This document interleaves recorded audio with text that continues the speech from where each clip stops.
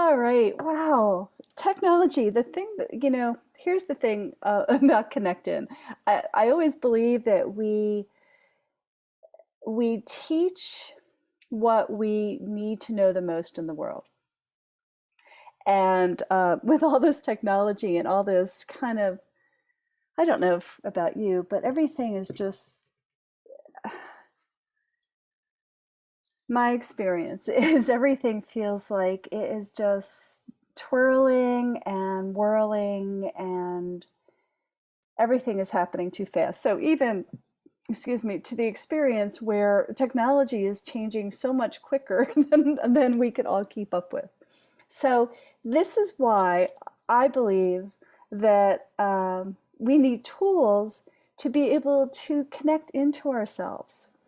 Somebody asked me the other day what my elevator speech was, and I'm like, well, my elevator speech is to invite people, women, to be their best, brightest self, to learn tools, to embody tools that allow us to connect in to our heart, to our body, and to what is most essential, to what our heart holds most essential.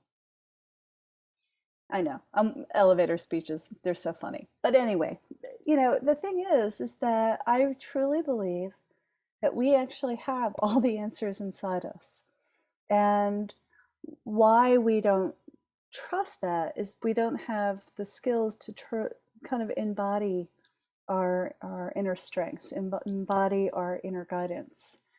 Um, and we're really heavily mind dependent, right? So learning technology, learning all those things that keep us up here in our heads. So tools to come back into your body. First, breathing. So again, if you've seen other connect-ins that I do, I like to create rituals to get out of my head and back into my body. And I like to do that by candle, by sound, by a little incense. But for you, it's going to be uniquely different. And so you honor what feels right for you. For some of you, it could be just like closing your eyes for a minute, wiggling your toes, and breathing. And there's all different levels and increments of how we connect in. When we connect in, we can shine however we want to be. So, all right. So the technology, we're saying to our body, mind, spirit, okay, here we go. We're coming in. I'm going to take a minute to come in and connect into ourselves. So I like to light a candle.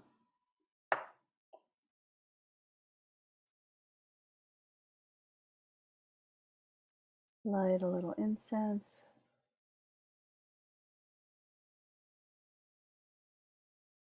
And as you're watching this, you may not have a candle, you may not have any incense. You can imagine yourself lighting a candle. You can open up your senses to a scent.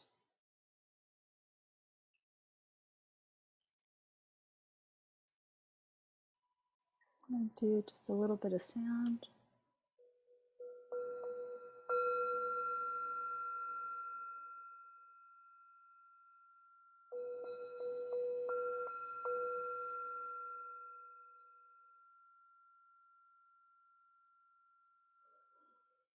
And let me invite you to come in a little bit more by softening the place between your third eye. When you do that, you actually allow your heart space to soften. And just bring your awareness to your breath.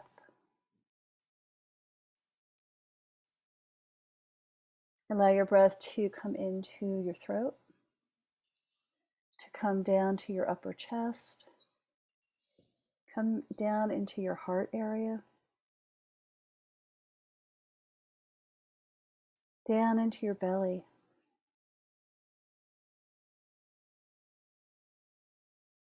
Allow your breath to come into your hips. And if you are sitting, feel the weight of your body on the chair, on the floor, on your couch. Allow your breath to now come all the way down your legs until it meets the bottom of your feet. How do you feel? What do you notice? Do you feel a little heavier? You can go ahead and write that in the comments if you like.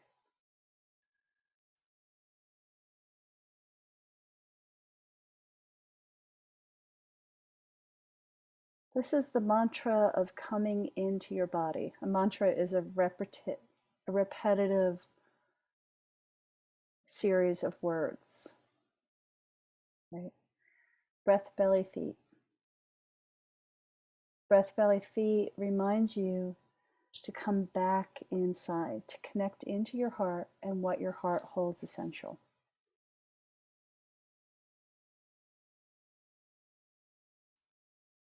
So a couple weeks ago, I did a morning retreat. And the morning retreat was about connecting into your heart's yes. And this breath, belly, feet is your part of connecting to your heart's yes. And so the simple invitation is to allow yourself to do this, maybe when you wake up in the morning, breath, belly, feet, come all the way in. And just take the opportunity to get out of our head. Our first reaction energetically is, as soon as we start thinking, as soon as we get excited or we get nervous or anxious or whatever that is, you could see it just in my body language. We go eek, and that eek goes up. We automatically come up into our head. When we're in our head, we can't connect to our inner guidance. We can't connect to our heart and the guidance of our heart. And so the simple thing of breath, belly, feet allows you to land. So you may think this is some wild esoteric something, but any of you who have learned some public speaking in high school or in college, they tell you to take a couple minutes and breathe deeply. So right there, breathing deeply helps you come back in instead of going twirly, twirly, twirly. You can also do breath, belly, feet when you feel like you're getting overwhelmed by technology. Yeah.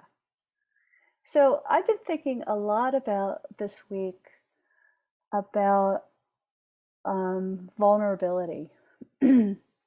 Vulnerability, well, vulnerability to be me.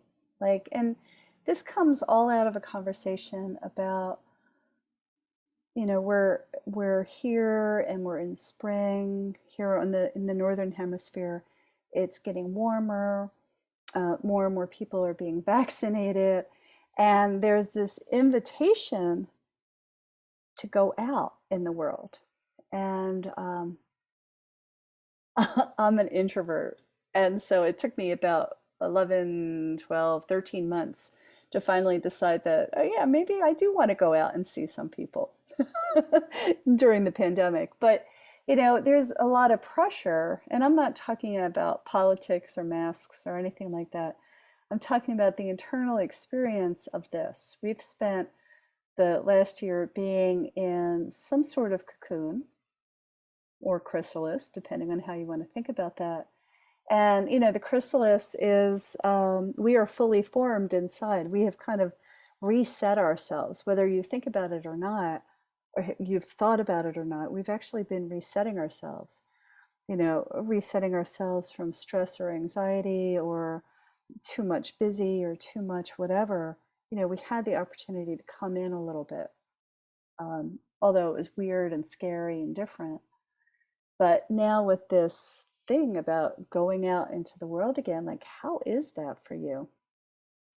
For me, I find that I am really defensive when I go out. It was funny, I was somewhere and I had my mask on, but I didn't have my sunglasses on. Like, I feel like when I go outside, I'm wearing things that keep me protected even more. Like, I don't need to be wearing my mask when I'm outside and there's nobody around me. But yet, in a way, I'm still kind of protecting myself. And I think perfectly okay, right? We have to be okay wherever we are. And I think that's the invitation of trusting your inner guidance, trusting where your body and how your being wants to be out in the world. There's a lot of social pressure to get out, and there's a lot of social pressure to be really kind of out in the world and out socializing. But if you don't feel like that, it's, are you making excuses for who you are, or can you just say, I am who I am and I am who I am? Isn't that one of those old cartoons? You know, what do you all think about that? Are you feeling comfortable about going out in the world, or excited, or you just need a little bit more time, or you're just ready to burst? I mean, spring is here. Here in the East Coast, spring is here, and the energy of spring is up and out, right? Just like those buds. But if you notice, there's some older trees that are taking their time, one leaf at a time, coming out. Some trees haven't even budded yet. And some are like, woohoo, here we go, here we go, here we go. So again, nature is sharing with us all the different ways that we can be us. And that's really a beautiful thing. We are not separate from nature. We are actually mirroring the same thing as the trees and flowers. We're just doing it in our human way. And then unfortunately, in our human way, we could choose not. We could fight and choose not to follow our kind of inner guidance, our inner growth. And so when we have the opportunity to connect in to ourselves, then we have the opportunity to truly let our body lead us. I always use this example as how our body leads us, because we are mammals. We do have instincts, and we also have something that's called intuition. And that's not about psychic anything. That's just about this inner guidance that is being led by our body. When you're walking somewhere and you get this kind of pull to go this way, and your whole body goes, oh yeah, that's interesting, versus sometimes you're walking somewhere and or maybe your car is guiding you somewhere and it says go left, and you're like, I don't want to go left. Like everything in your being is saying no, right? The mind will try to make sense of the no. Like, oh, well, I shoulda, woulda, coulda, blah, blah, blah, blah, blah. You get up here in a twist. But what if you just really honor where your body is leading you? If there's a no, or if you feel this contraction that you don't want to do that, find for where there's flow. Find where your body, your heart is really saying, yeah, do that, right? And so that's one reason to really connect into your inner guidance. But as we're thinking about emerging, right, the invitation is to allow your body to lead the process. Right. Now, if you've gotten all up in your head and saying, what in the world is she talking about right now? Then let's go back in to breath, belly, feet. Like bring your breath in into your chest, down to your belly, down your legs, and into your feet. And wiggle your toes.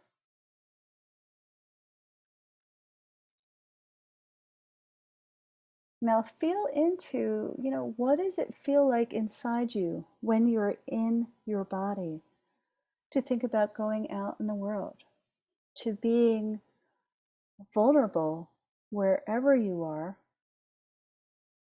and being okay with wherever you are as you go out into the world. Can you allow your being the invitation? How does that feel?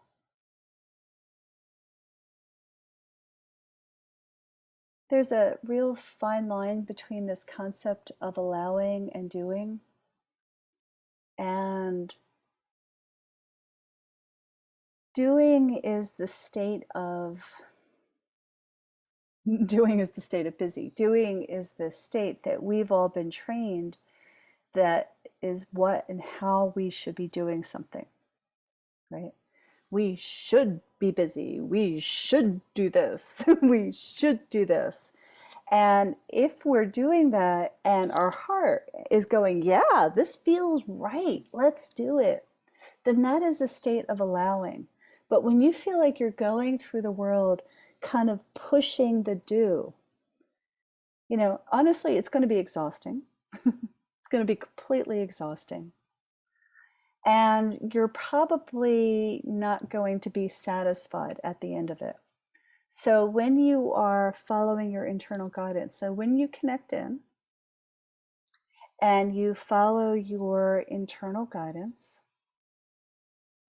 you drop into the state of allowing, right?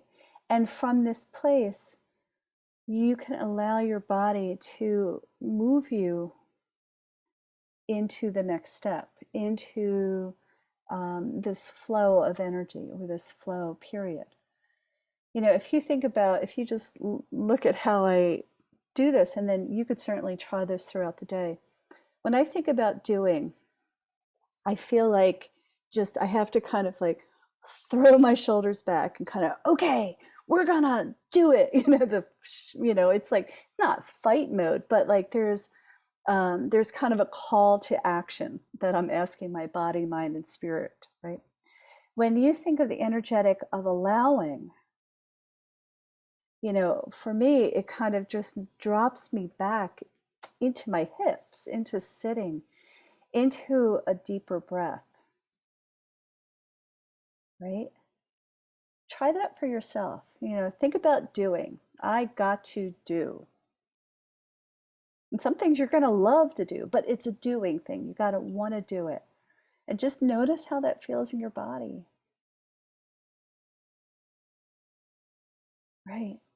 And then what happens when you drop into the space of allowing?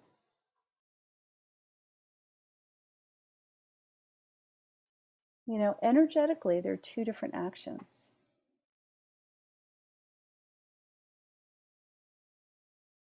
Right?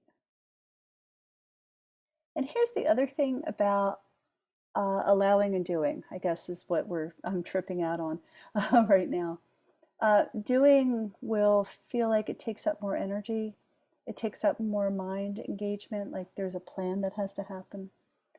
When you allow, you're kind of dropping into your inner resources. There's more flow. And when you're in an allowing space, there's actually more joy.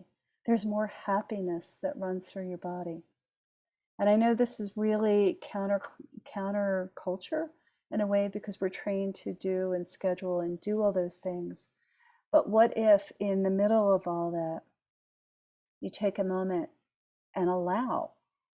And allowing can be simply coming into breath, belly, feet, just allowing yourself to come into softness, to allowing yourself to come back into your heart space. When you come into that heart space, then you can be wherever you want to be, whether that's a really extreme extrovert or a really extreme introvert, and be okay with where you are. So, vulnerability then is just really the way I think about vulnerability from a acupuncture standpoint is vulnerability is how much you allow your heart to open or close, right? There's just this opening. And when you're in allowing, you can allow yourself to be in a wide open place or a quieter place, right? This is just being honoring to where your body's taking you. When you come into a doing place, you're actually pushing forward energetically. And so vulnerability is an action of the heart. Vulnerability is the ability to say, I am, or I am, or I am, like in these really quiet spaces, or I am. All of that is beautiful. But when you feel like you're stuck on or shut down, that that beauty of vulnerability um, is not there because you're more in your mind. Does that make sense to you all? I know I'm kind of doing cyclic conversation today, but so to, I guess, recap this, if you will. When you take the opportunity to connect in to yourself, and that's simply by breathing, you can connect into this flow that's in you, the flow or your inner guidance that's saying, yeah, that feels great, or no, I'm not quite so sure. But when you connect into yourself, you have the ability to know what feels right or not right for you, or to feel what you're allowing to invite into your life instead of making something happen. And so the vulnerability is a gift because it's telling you where your heart's opening or where your heart's being more quiet. And when you're connected, when you allow this vulnerability to guide you, which is your heart really, you can move through life effortlessly. And this is all not kind of solemn and stuff like this. You can actually move through life in a joyful place or a deeply happy place because you're allowing your heart to lead the way. So when we're in our head, we're thinking, we're twirling, we're la la la la la, we're out of our bodies because all the energy's up here. When you come into your body and honor where your heart's leading you, that just brings possibilities in. It brings heartful joy in. Thoughts, questions, ahas?